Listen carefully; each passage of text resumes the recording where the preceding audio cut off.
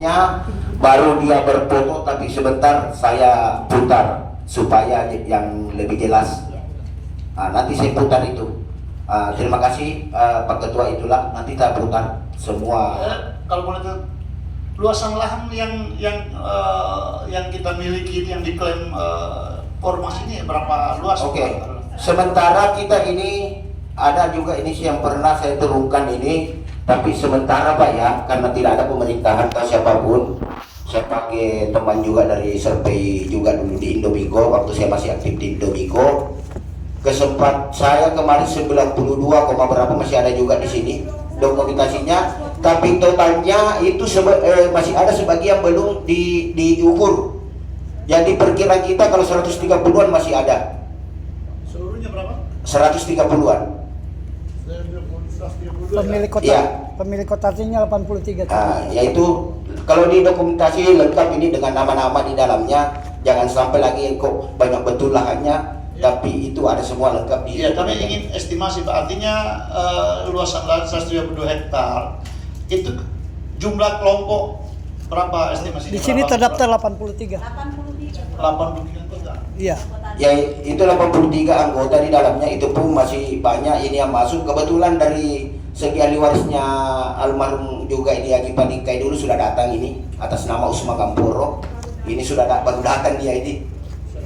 Ahli warisnya ada dulu namanya Haji Panikai, panggilannya Lato Sanggar zaman dulu. Ini mana tadi anaknya? Oke. Ini sudah datang. Terima kasih Pak, ini ya. penjelasan. Jadi sekarang kami ingin ini biar mendengar semua kronologis yang terjadi sehingga nanti kita bisa memberikan masukan semua. Oke. Pertanyaannya begini, luas daripada 132 hektar itu milik kelompok petani ya, yang jumlahnya 83. Pertanyaannya begini Pak Ketua, kelompok petani, apakah yang lahan-lahan tersebut yang kalaupun ini masuk di area hutan lindung atau pengelolaan pemerintah ya, apa hutan lindung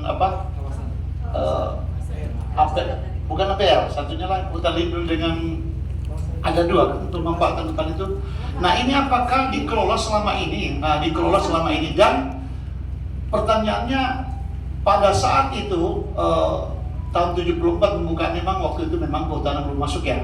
Nah tentu untuk perpanjangan waktu yang setelah dikelola oleh kehutanan, apakah dilakukan izin, perizinan atau memohon izin kepada pihak KPHB Santan saat ini untuk melanjutkan agar tidak dikuasai oleh yang lain? Tentu itu harus dilakukan. Nah, itu yang pertama. Yang kedua, pengelolaan selama ini apakah dilakukan pemeliharaan lahan tersebut? Nah, ini khawatirnya ketika itu menjadi hutan kembali, ini bukan tahun 74, terus berapa tahun berikutnya dilihat orang lain atau pihak lain atau kelompok lain menjadi hutan, maka masuklah mereka. Ini menjadi masalah Pak Arunai, kan gitu.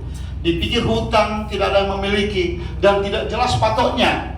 Nah itu yang pertama, tidak jelas patoknya. Yang kedua, tidak ada tanda-tanda pondok atau tanaman-tanaman yang jangka panjang ada di dalamnya tidak kelihatan, sehingga ini dianggap hutan. Ini yang jadi masalah kadang-kadang. Jadi mohon untuk kejelasannya biar kami tahu nanti Pak ya. Oke, langsung saya jawab Pak Ketua kalau itu. Pertama, rumah orang tua kami pada tahun 73 masih ada. Itu yang pertama. Ya. Kedua, surat segel yang dikeluarkan Haji Habibur sama anggota masih ada.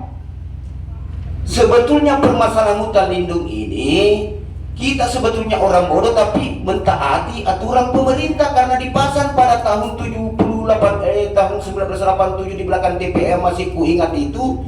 Papang uling besar langsung kehutanan memasang di situ, dilarang membakar, merintis. Jadi kita di situ takut Pak, karena ada ancamannya dulu di situ.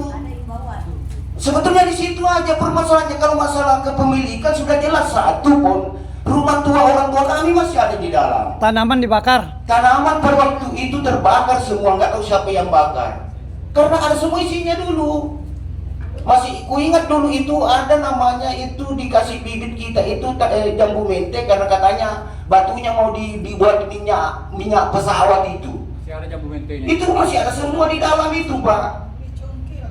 Itu. Ya dikelola ya selama ini ya. Nah justru itulah permasalahannya, lapangan 87 keluar aturan itu, akhirnya orang takut karena ada sanksinya di situ. Itu aja permasalahannya Oke, di situ. Pak Runa, jelas. Terima kasih Pak Ketua. Berarti ada tanda bukti di dalam. Ada.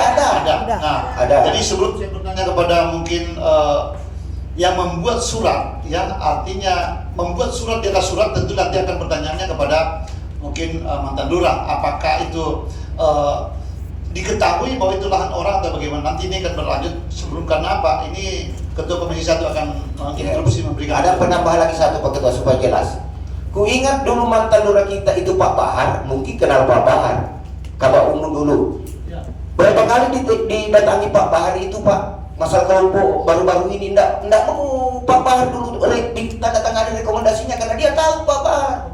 Nggak mau, bisa dipanggil Pak Bahar itu karena saya berapa kali rapat sama Pak Bahar. Oke, Pak Baruna. Nah, itu aja, terima kasih. Assalamualaikum. Silakan Ketua Komisi 1 untuk memberikan masukan, silakan untuk mengatakan. Baik, terima kasih. Assalamualaikum warahmatullahi wabarakatuh.